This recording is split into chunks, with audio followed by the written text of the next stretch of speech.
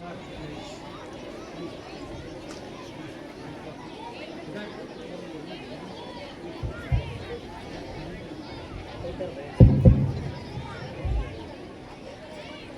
ಈ ಕಡೆ ಮಾಡಿಕೊಂಡ್ರೆ ಎಲ್ಲರೂ ಈಗ ಎಲ್ಲರೂ ಈ ಕಡೆ ನೆಕ್ಸ್ಟ್ ಪೇಜ್ ಮುಗಿಸ್ಬಿಡ್ತೇನೆ ನಾನು ಎಲ್ಲ ಮಾತಾಡ್ತಿರ್ಬೋದು ಪಾಪ ಮಕ್ಕಳಿಗೆಲ್ಲರಿಗೂ. ಎಲ್ಲರೂ ಜೋರಾಗಿ ಜೈಕಾರ ಹಾಕೊಂಡ್ರಿ, ಒಂದ್ಸಲ ಹಾಕೊಂಡ್ರೆ ಎಲ್ಲರಿಗೂ ಕನ್ನಡ ಬರ್ತದೆ ಮಕ್ಕಳಿಗೆ. ರೆಸ್ಪಾನ್ಸ್ ಮಾಡ್ಬೇಕು ನಾವು, ನೀವೆಲ್ಲರೂ ಎಲ್ಲರಿಗೂ ಕೇಳುತ್ತಲ್ಲ. ಎಲ್ಲರೂ ಜೋರಾಗಿ ಜೈಕಾರ ಹಾಕ್ಬೇಕು, ಕೈ ಎತ್ತಿ ಹಾಕ್ಬೇಕು, ಬಲಗೈ ಮೇಲೆ ಎತ್ತಬೇಕು. ಎತ್ತಿ ಹಾಕ್ತೀರಿ.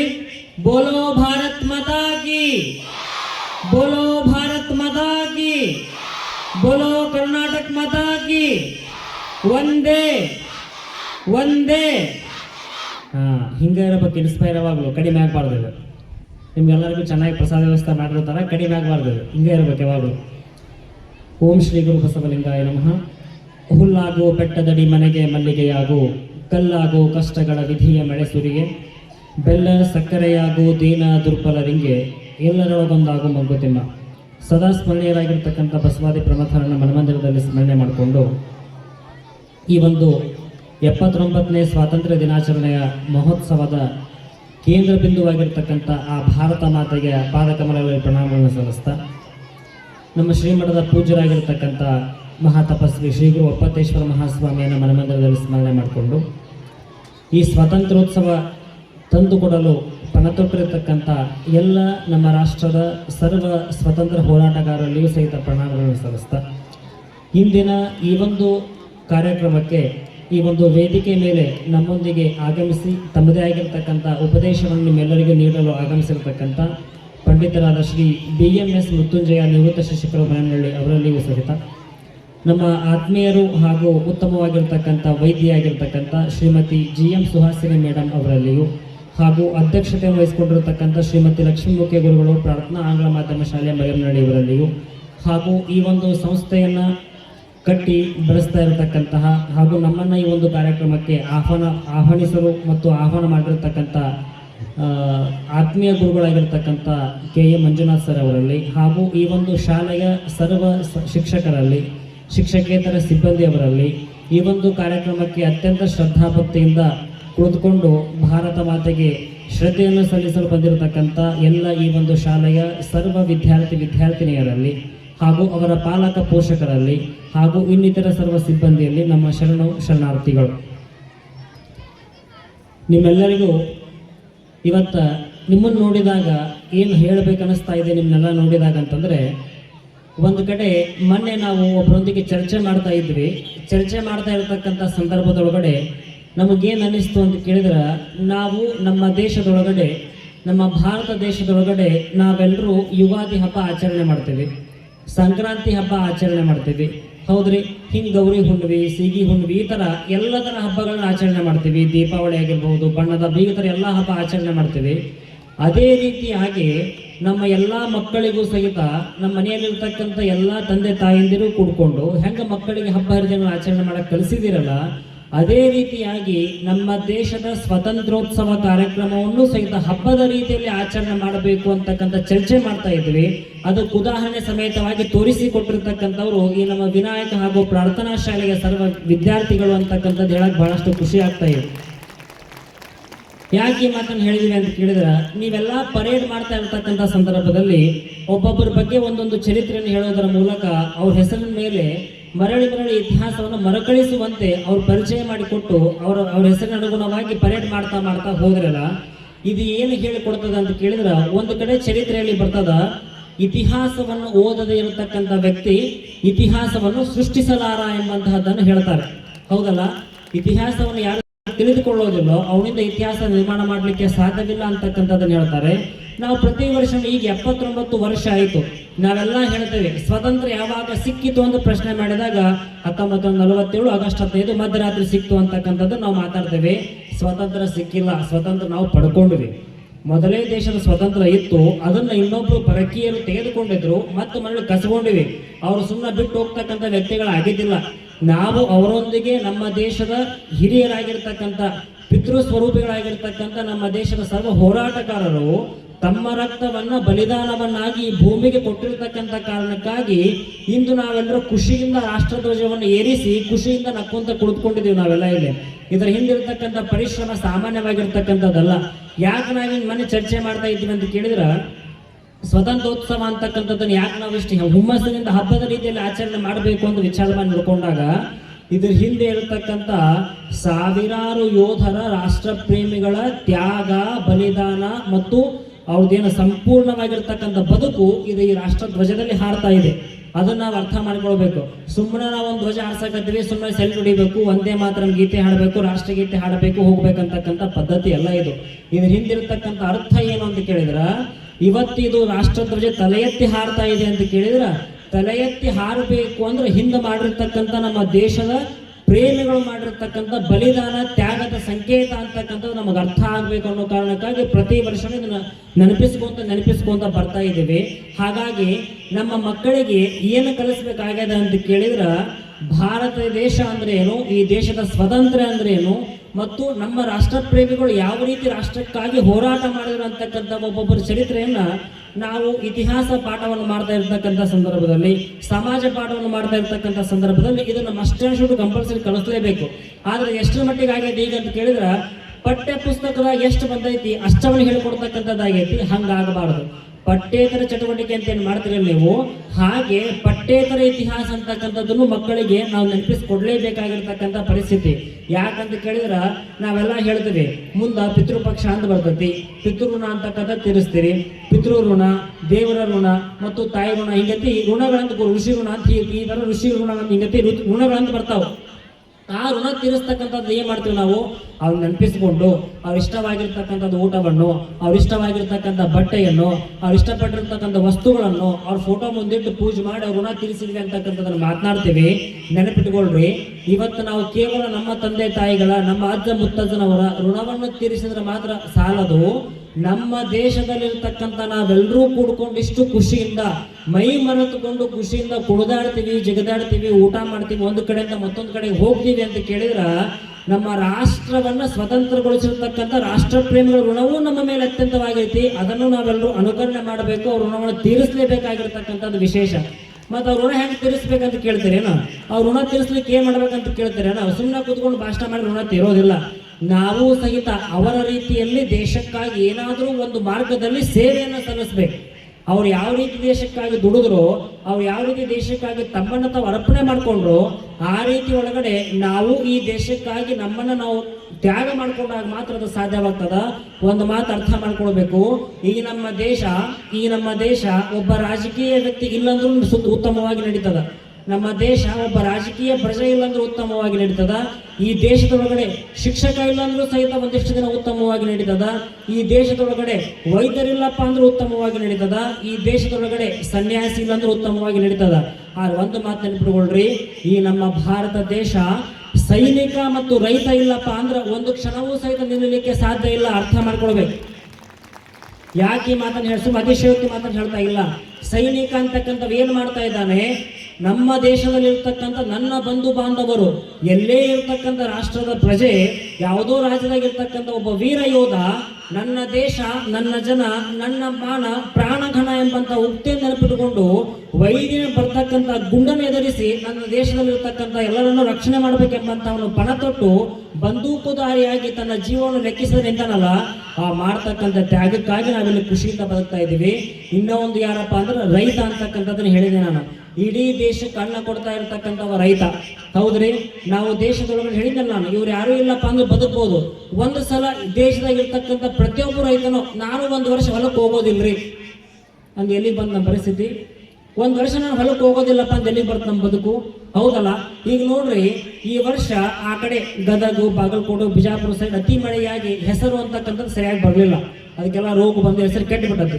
ನೋಡ್ರಿ, ಒಂದು ವರ್ಷ ಬರೀ ಒಂದು ಧಾನ್ಯಕ್ಕೆ ವ್ಯತ್ಯಾಸ ಆಗಿ ಏನಾದರೂ ಕೆಟ್ಟಿದಪ್ಪ ಅಂದ್ರ, ಆ ಬೆಳೆ ಸಮೃದ್ಧವಾಗಿ ಬರ್ಲಿಲ್ಲಪ್ಪ ಅಂದ್ರ ನಮ್ಮ ಮಾರುಕಟ್ಟೆ ಹೆಚ್ಚು ಕಮ್ಮಿ ಆಗ್ತದೆ. ಹೌದಲ್ರಿ? 100 ರೂಪಾಯಿ ಇರ್ತಕ್ಕಂಥ ಹೆಸರು ಕಾಳು 200 ರೂಪಾಯಿಗೂ ಹೋಗ್ತಕ್ಕಂಥ ವ್ಯವಸ್ಥೆ ಬರ್ತೈತಿ. ಹೌದಲ್ರಿ? ಮತ್ತು ಒಂದು ಸಲ ರೈತನ ಹೊಲಕ್ಕೆ ಹೋಗೋದು ಬಿಡ್ತೀನಿ ಒಂದು ವರ್ಷ ಅಂದ್ರೆ ಆಗುತ್ತಲ್ಲ. ಒಂದು ಸಲ ನಮ್ಮ ರಾಷ್ಟ್ರೀಯ ಯೋಧರಾಗಿರ್ತಕ್ಕಂಥವ ಈ ವರ್ಷ ಯಾಕೆ ಬ್ಯಾಕ್ ಬಿಡಪ್ಪ, ನಾನು ಗಣ್ಣ ಎತ್ತಂಗಿಲ್ಲ, ಮ್ಯಾಕಾಯಿ ಗಣ್ಣ ಹಿಡಿಯೋದಿಲ್ಲ, ಅಷ್ಟಕ್ಕೆ ನಾನು ಗಡಿಗೆ ಹೋಗೋದಿಲ್ಲ ಅಂತ ಹೇಳಿದ್ರೆ ಎಲ್ಲಿರ್ತೀವಿ ನಾವೆಲ್ಲರೂ ಅರ್ಥ ಮಾಡ್ಕೊಳ್ಬೇಕು. ನಮ್ಮ ದೇಶ ಇಷ್ಟು ಚೆನ್ನಾಗಿ ಮುಂದುವರಿತಾ ಇದೆ ಅಂದ್ರೆ ಅಲ್ಲಿ ನಮಗೆ ಪರಿಶ್ರಮವನ್ನು ಕೊಡ್ತಾ ಇರ್ತಕ್ಕಂಥವ್ರು, ನಮಗಾಗಿ ಸೇವೆಯನ್ನು ಮಾಡ್ತಾ ಇರ್ತಕ್ಕಂಥ ಸಾವಿರಾರು ಯೋಧರು ತಮ್ಮ ರಕ್ತವನ್ನು ಕೊಡ್ತಾ ಇದ್ದಾರೆ. ಸಣ್ಣ ಒಂದು ಉದಾಹರಣೆ ಕೊಡ್ತೀನಿ ನಿಮಗೆ. ಅಂಗ್ರೇಜ್ ಸಿಂಗ್ ಅಂತಕ್ಕಂಥ ಸೈನಿಕ ಬಂದು ಹೋಗ್ತಾನೆ ನಮ್ಮ ದೇಶದಲ್ಲಿ. ಅಂಗ್ರೇಜ್ ಸಿಂಗ್ ಅಂತಕ್ಕಂಥ ಸೈನಿಕ ಕಾರ್ಗಿಲ್ ಯುದ್ಧ ನಡೆದಿರ್ತಕ್ಕಂಥ ಸಂದರ್ಭದೊಳಗಡೆ ಆ ವೈರಿ ಯೋಧರೊಂದಿಗೆ ಹೋರಾಟ ಮಾಡ್ತಾ ಇರತಕ್ಕಂಥ ಸಂದರ್ಭದಲ್ಲಿ ಅವನ ಭುಜಕ್ಕೆ ಗುಂಡು ಬೀಳ್ತದ. ಅವನು ಭುಜಕ್ಕೆ ಗುಂಡು ಬೀಳ್ತದ. ಅವ್ನು ಕರ್ಕೊಂಡು ಬಂದು ಹಾಸ್ಪಿಟ್ಲಿಗೆ ಅಡ್ಮಿಟ್ ಮಾಡಿರ್ತಾರೆ. ಆಗಿನ ಸಂದರ್ಭದ ಪ್ರಧಾನಮಂತ್ರಿ ಆಗಿರ್ತಕ್ಕಂಥ ವಾಜಪೇಯಿ ಅವರು ಸೈನಿಕರ ಹಿತದೃಷ್ಟಿಯನ್ನು ಕೇಳ್ಕೊಂಡು ಬರಬೇಕು ಅಂತಕ್ಕಂಥ ಬಂದು ಹೋಗಿರ್ತಕ್ಕಂಥ ಸಂದರ್ಭದಲ್ಲಿ ಆಸ್ಪತ್ರೆಗೆ ಹೋಗಿ ಆ ಅಂಗ್ರೇಜ್ ಸಿಂಗ್ ಅವರಿಗೆ ಹೋಗಿ ಮಾತನಾಡಿಸ್ತಾರೆ. ಹೇಗಪ್ಪ, ಹೇಗಿದ್ದೀಯಾ ಅಂತ ಕೇಳ್ತಾರೆ. ಆಗ ಅಂಗ್ರೇಜ್ ಸಿಂಗ್ ಒಂದು ಮಾತನ್ನು ಹೇಳ್ತಾನಂತೆ, ಸರ್ ನಾನು ಹೇಗಿದ್ದೀನಿ ಅಂತ ಕೇಳಬೇಡಿ ಸರ್, ನಮ್ಮ ದೇಶ ಎಲ್ಲಿಗೆ ಬಂತಂತ ಕೇಳ್ರಿ ಅಂತ ಹೇಳ್ತಾನಂತವು. ನೋಡ್ರಿ, ಸಾವಿನ ಸ್ಥಿತಿಯಲ್ಲಿ ಹೋರಾಡ್ತಾ ಇದ್ದಾನೆ ಆ ವ್ಯಕ್ತಿ. ಅಂತ ಸಂದರ್ಭದಾಗ ಸಹಿತ ಏನ್ ಹೇಳ್ತಾನೆ, ನನ್ನ ಆರೋಗ್ಯ ವಿಚಾರ ಮಾಡಕ್ ಹೋಗ್ಬೇಡ್ರಿ ಸರ್, ನಮ್ಮ ದೇಶ ಎಲ್ಲಿಗೆ ಐತಿ ಸ್ವತಂತ್ರ ಅಂತ ಕೇಳ್ರಿ ಅಂತ ಹೇಳ್ತಾನಂತ. ಅಂತ ವ್ಯಕ್ತಿ ಕೊನೆಯದಾಗಿ ವಾಜಪೇಯಿ ಅವರಿಗೆ ಒಂದು ಮಾತು ಹೇಳ್ತಾನಂತೆ, ಸರ್ ಇಲ್ಲಿಂದ ನೀವು ಹೋಗ್ತೀರಾ, ಹೊರಗಡೆ ಹೋಗ್ತೀರಾ, ನಿಮಗೆ ಸಂದರ್ಶನವನ್ನು ಮಾಡ್ತಾರೆ. ಸಂದರ್ಶನ ಮಾಡ್ತಾ ಇರ್ತಕ್ಕಂಥ ಸಂದರ್ಭದಲ್ಲಿ ಯಾರೂ ಬಂದು ನನಗೆ ಕೇಳೋದಿಲ್ಲ, ಇಡೀ ದೇಶವೇ ನಿಮ್ಮನ್ನು ನೋಡ್ತಾ ಇರ್ತದೆ.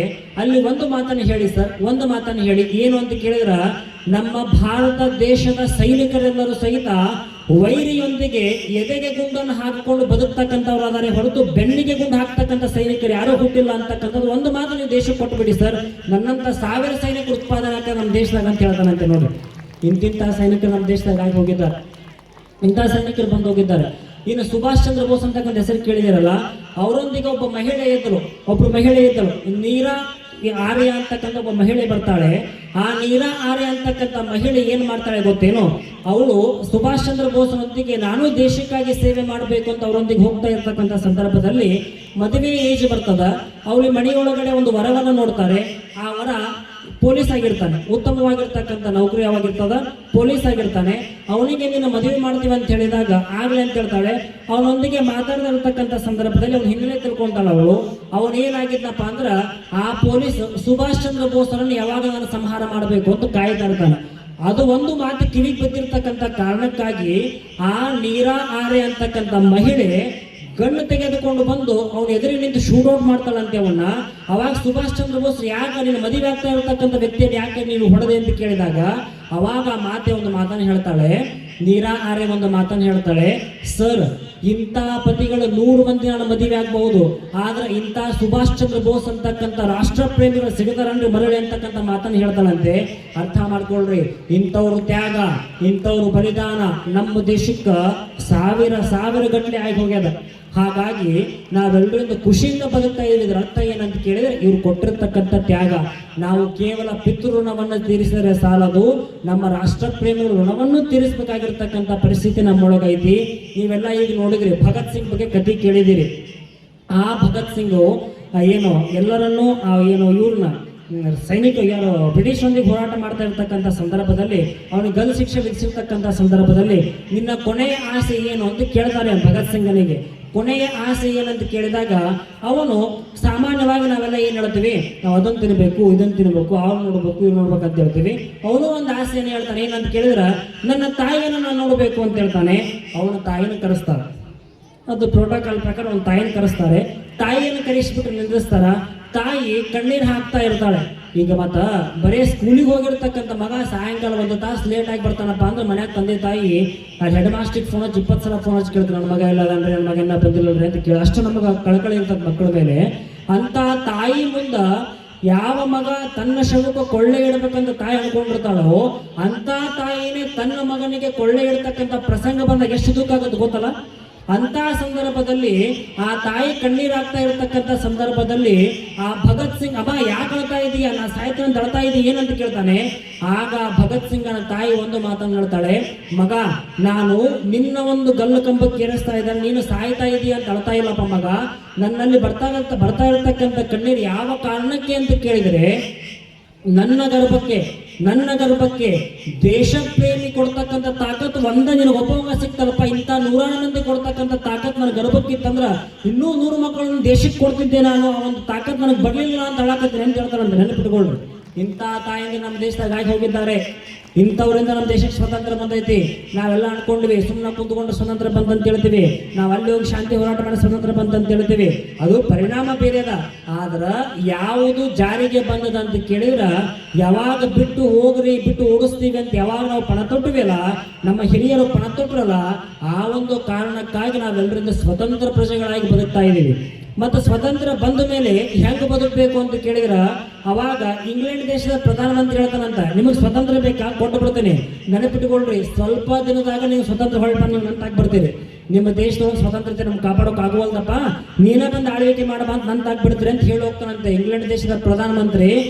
ಆದ್ರ ಅದೇ 78 ವರ್ಷ ಆದಮೇಲೆ ನೆನಪಿಟ್ಟುಕೊಳ್ರಿ, ನಾವು ಭಾರತೀಯರನ್ನು ಸಾಮಾನ್ಯ ಅಲ್ಲ ಅಂತಕ್ಕಂಥದ್ದು ಸಣ್ಣ ಉದಾಹರಣೆ ಏನು ಗೊತ್ತೇನು?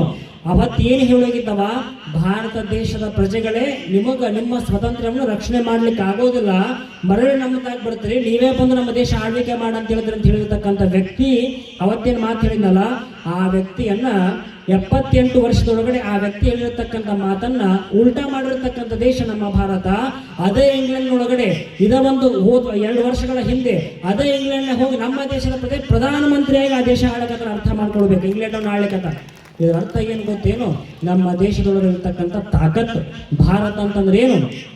ವಿದೇಶಿಗರು ಹೇಳ್ತಾರೆ, ಏನಂತ ಹೇಳ್ತಾರೆ ಗೊತ್ತೇನು? ನಾವು ನಮ್ಮ ಆರ್ಥಿಕತೆ ಬಲದಿಂದ ಜಗತ್ತನ್ನ ಗೆಲ್ತೀವಿ ಅಂತ ಒಂದಿಷ್ಟು ಮಂದಿ ಹೋಗ್ತಾ ಇದ್ದಾರೆ. ಒಂದಿಷ್ಟು ಮಂದಿ ನಾವು ಭಯೋತ್ಪಾದನೆ ಮೂಲಕ ಜಗತ್ತನ್ನು ಗೆಲ್ತೀವಿ ಅಂತ ಹೋಗ್ತಾ ಇದ್ದಾರೆ. ಒಂದಿಷ್ಟು ಮಂದಿ ನನ್ನ ಸೈನ್ಯ ಬಲದ ಮೂಲಕ ಜಗತ್ತನ್ನು ಗೆಲ್ತೀನಿ ಅಂತ ಹೋಗ್ತಾ ಇದ್ದಾರೆ. ಒಂದಿಷ್ಟು ಜನ ನನ್ನ ಇರತಕ್ಕಂಥ ಅಸ್ತ್ರಗಳ ಮೂಲಕ ಜಗತ್ತನ್ನು ಗೆಲ್ತೀನಿ ಅಂತ ಹೋಗ್ತಾ ಇದ್ದಾರೆ. ಆದ್ರೆ ಭಾರತ ದೇಶ ಯಾವುದೇ ಅಸ್ತ್ರ, ಯಾವುದೇ ಮತ್ತು ಶಸ್ತ್ರಾಸ್ತ್ರಗಳು, ಯಾವುದೇ ಆರ್ಥಿಕತೆ ಬಲ ಯಾವುದನ್ನು ತೋರಿಸಿಕೊಳ್ಳದೆ ಭಾರತ ದೇಶ ನನ್ನ ಸಂಸ್ಕೃತಿ ಮತ್ತು ಶೀಲತೆಯ ಮೂಲಕ ಜಗತ್ತನ್ನೇ ಗೆಲ್ತೀನಿ, ಜಗದ್ಗುರುವಾಗ್ತೀನಿ ಅಂತ ಹೋಗಿರ್ತಕ್ಕಂಥ ದೇಶ ಅಂದ್ರೆ ಕೇವಲ ಭಾರತ ಒಂದೇ.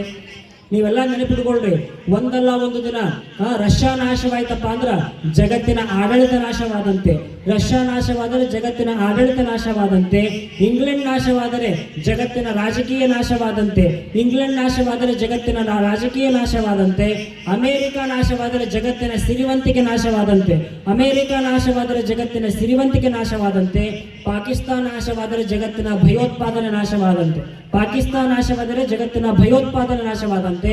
ಆದರೆ ಕವಿ ಕೊನೆಯದಾಗಿ ಬರೀತಾನೆ, ಭಾರತ ದೇಶ ನಾಶವಾದರೆ, ಭಾರತ ದೇಶ ನಾಶವಾದರೆ ಜಗತ್ತಿನ ಶೀಲ ಮತ್ತು ಸಂಸ್ಕೃತಿಯ ನಾಶವಾದಂತೆ ಎಂಬಂತಹ ಮಾತನ್ನು ಹೇಳ್ತಾನೆ. ಅರ್ಥ ಮಾಡ್ಕೊಳ್ಬೇಕು, ಎಂಥ ರಾಷ್ಟ್ರ ನಮ್ಮ ಭಾರತ ದೇಶ, ಹೆಂಗ ನಾವು ಭಾರತದಾಗ ಅದೀವಿ ಅಂತಕ್ಕಂಥದ್ದು.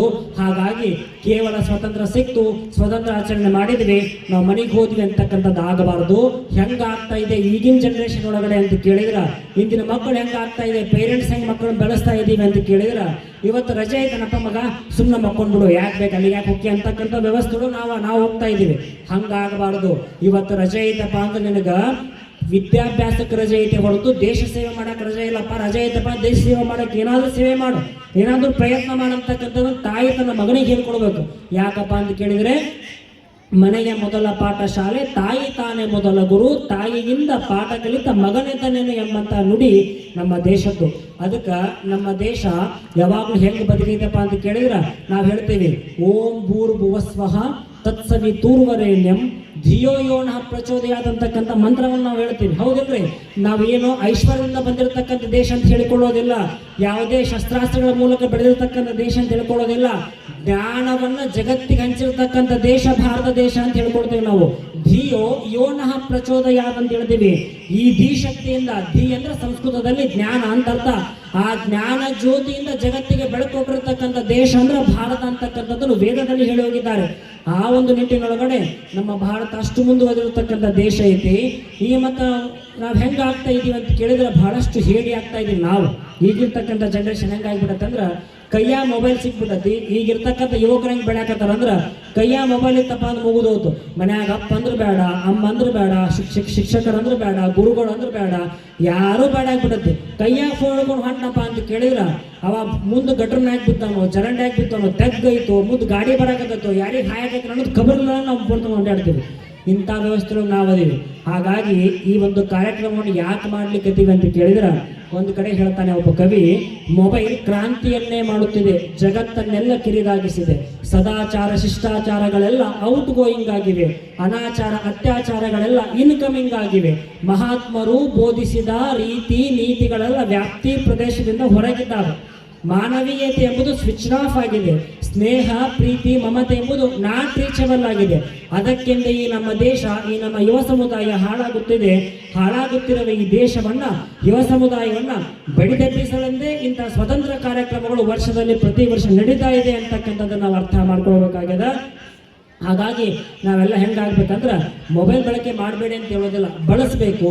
ಆದ್ರೆ ಅದರಿಂದ ನಮಗೆ ಎಷ್ಟು ಅನುಕೂಲ ಐತೆ ಅಷ್ಟು ಬಳಸ್ಕೊಂಡು ಮುಂದೆ ನಾನು ಈ ಸಮಾಜಕ್ಕೆ ಏನು ಕೊಡಬಲ್ಲೆ, ನನ್ನಿಂದ ಸಮಾಜಕ್ಕೆ ಏನಾದರೂ ಸೇವೆ ಆಗಿದೆಯೇ ಎಂಬಂತಹ ಪ್ರಶ್ನೆಯನ್ನು ಹಾಕೊಳ್ಬೇಕು. ಆ ಪ್ರಶ್ನೆ ನಿಟ್ಟಿನೊಳಗಡೆ ನಾವು ಒಂದಿಷ್ಟು ಹೆಜ್ಜೆ ಇಡಲಿಕ್ಕೆ ಪ್ರಯತ್ನ ಮಾಡಬೇಕು. ಅವಾಗ ನಮ್ಮ ದೇಶ ಮತ್ತೊಮ್ಮೆ ಮುಗಿಲೆತ್ತರಕ್ಕೆ ಬೆಳೀತಕ್ಕಂಥ ರಾಷ್ಟ್ರ ಆಗ್ತದ. ಜಗದ್ಗುರು ಭಾರತವಾಗಿರ್ತಕ್ಕಂಥ ನಮ್ಮ ದೇಶ ಈಗ ಹೆಂಗಾಗಿದೆಪ್ಪ ಅಂತ ಕೇಳಿದ್ರೆ, ಮೊನ್ನೆ ತಾನೇ ನಡೆದಿರತಕ್ಕಂಥ ಹಂಪಿ ಉತ್ಸವದಲ್ಲಿ ಜರ್ಮನ್ ದೇಶದಿಂದ ಗಂಡ ಹೆಂಡತಿ ಬಂದಿದ್ರು. ದಂಪತಿಗಳು ಜರ್ಮನ್ ದೇಶದಿಂದ ಬಂದಿದ್ರು. ಭಾರತ ದೇಶ ಸಂಸ್ಕೃತಿ ನೋಡಬೇಕಂತ ಬಂದಿದ್ರು. ಆ ನಮ್ಮ ವಿಜಯನಗರ ಸಾಮ್ರಾಜ್ಯ ನೋಡಬೇಕಂತ ಬಂದಿದ್ರು. ಅವ್ರು ಬಂದಿರತಕ್ಕಂಥ ಸಂದರ್ಭದಲ್ಲಿ ಆ ವಿಜಯನಗರ ದೇವಸ್ಥಾನದಲ್ಲಿ ವಿರೂಪಾಕ್ಷೇಶ್ವರ ಟೆಂಪಲ್ ಮುಂದೆ ಕುತ್ಕೊಂಡು ಮಂತ್ರಘೋಷವನ್ನು ಮಾಡ್ತಾರೆ. ಅವ್ರು ಹಾಕೊಂಡಿರ್ತಕ್ಕಂಥ ಬಟ್ಟೆ ಹೆಂಗಿತ್ತು ಗೊತ್ತೇನು? ಗಂಡ ಮೇಲೆ ಜುಬ್ಬ ಹಾಕಿದ್ದಾನೆ, ಕೆಳಗಡೆ ಮೇಲೆ ಪೈಜಾಮ ಮತ್ತು ಜುಬ್ಬ ಹಾಕೊಂಡಿದ್ದಾರೆ. ಹೆಂಡತಿ ಲಕ್ಷಣವಾಗಿ ಸೀರೆಯನ್ನು ಉಟ್ಕೊಂಡು ತಲೆ ಮೇಲೆ ಶರಗಣ ಹಾಕೊಂಡು ಕುಂಕುಮ ಹಣೆಗಿಟ್ಟುಕೊಂಡು ಕುಂತು ವೇದಘೋಷವನ್ನು ಮಾಡ್ತಾ ಇದ್ದಾರೆ. ಸಹನಾಭವತು ಸಹನೌ ಭುನಕ್ತು ಸಹ ವೀರ್ಯಂ ಕರವಾವಹಿ ಅಂತ ಮಂತ್ರಘೋಷವನ್ನು ಮಾಡ್ತಾ ಇದ್ದಾರೆ. ಆದ್ರೆ ಒಂದು ದುಃಖಕರವಾಗಿರ್ತಕ್ಕಂಥ ಸಂಗತಿ ಅಂದ್ರೆ ಏನು ಗೊತ್ತೇನು? ನಾ ಹೋಗಿರ್ತಕ್ಕಂಥ ಸಂದರ್ಭದಲ್ಲಿ ಅಲ್ಲೇ ಬಂದಿರತಕ್ಕಂಥ ಇಬ್ಬರು ವ್ಯಕ್ತಿಗಳು, ಹುಡುಗ, ಯುವಕ ಮತ್ತು ಯುವತಿ, ಅವಳು ಅರ್ಧ ಮುರ್ದ ಬಟ್ಟೆ ಹಾಕೊಂಡು ಸೆಲ್ಫಿ ಫೋಟೋ ತಗೊಳ್ಳಿಕತ್ತ. ಎಂಥ ಸ್ಥಿತಿಗೆ ಬಂತು ನಮ್ಮ ಭಾರತ, ಅರ್ಥ ಮಾಡ್ಕೊಳ್ಬೇಕು. ನಾವೆಲ್ಲರೂ ಎಲ್ಲಿಗೆ ಬರ್ತಾ ಇದೀವಿ ನಾವು ಭಾರತೀಯರು ಅರ್ಥ ಮಾಡ್ಕೊಳ್ಬೇಕು.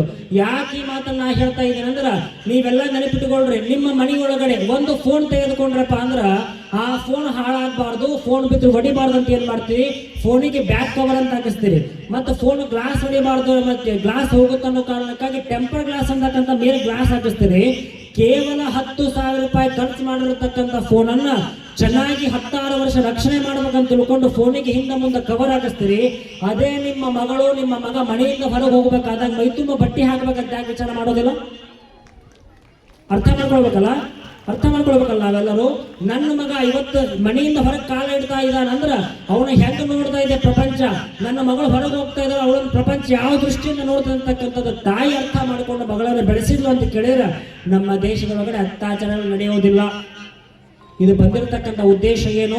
ಮನೆಯೊಳಗಿರ್ತಕ್ಕಂಥ ತಂದೆ ತಾಯಿಗಳು ಮತ್ತು ಶಿಕ್ಷಕ ಅಂತಕ್ಕಂಥವ್ರು ಮಕ್ಕಳಿಗೆ ಯಾವ ರೀತಿ ಸಂಸ್ಕಾರವನ್ನು ಕೊಡಬೇಕು ಅದನ್ನು ಕೊಟ್ಟರು ಮಾತ್ರ ನಮ್ಮ ದೇಶ ಇನ್ನೂ ಸಂಸ್ಕೃತಿ ದೇಶವಾಗಲಿಕ್ಕೆ ಸಾಧ್ಯವಾಗ್ತದ.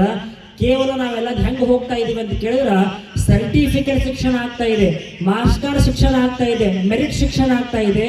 ನಿಮ್ಗ ಮಾರ್ಕ್ಸ್ ಕಾರ್ಡ್ ತೆಗಿಯಕ್ಕೆ ಬ್ಯಾಡ ಅಂದಿಲ್ಲ ನಾನು, ಅಬೌವ್ 99.99 ತೆಗೀರಿ, ನಿಮ್ಗೆ ಯಾರಿಗೂ ಬ್ಯಾಡ ಅನ್ನೋದಿಲ್ಲ ನಾನು.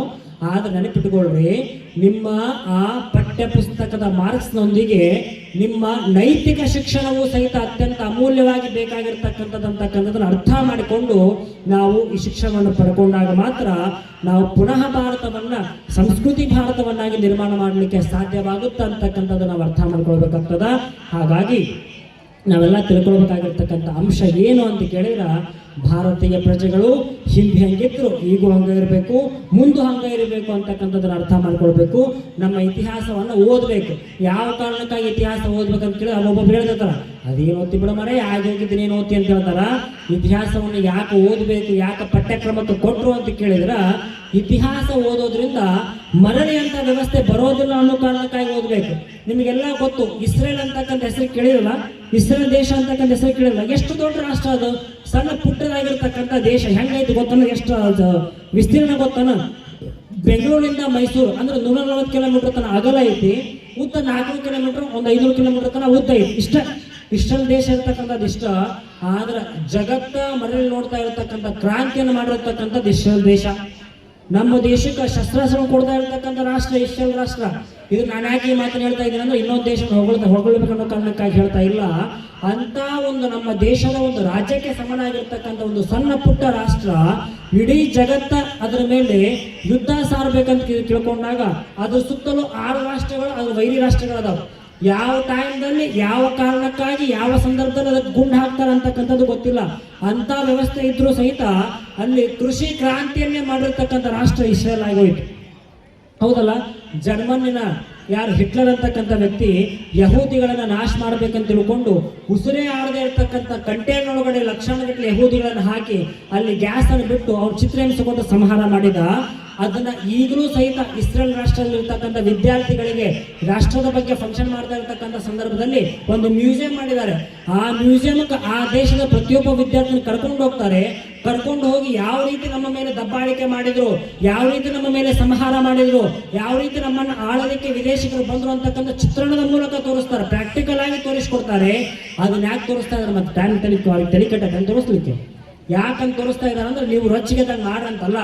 ಹಿಂಗ ಮರಳಿ ನಮ್ಮ ದೇಶ ಆಗತ್ತೆ, ಇನ್ನೊಬ್ರಿಗೆ ಉದಾಸೀನತೆಯನ್ನು ತೋರಿಸಬಾರ್ದು, ನಮ್ಮ ವೀಕ್ನೆಸ್ ಅನ್ನು ಇನ್ನೊಂದು ದೇಶಕ್ಕೆ ತೋರಿಸಬಾರ್ದು ಅಂತ ತಿಳ್ಕೊಂಡು ಸಣ್ಣ ಪುಟ್ಟ ಬಾಲಕನಿಂದ ಹಿಡಿದು 24 ವರ್ಷದ ಯುವಕನವರೆಗೂ ಆ ಪಾಠವನ್ನು ಕಲಿಸ್ಕೊಡ್ತಾಳೆ.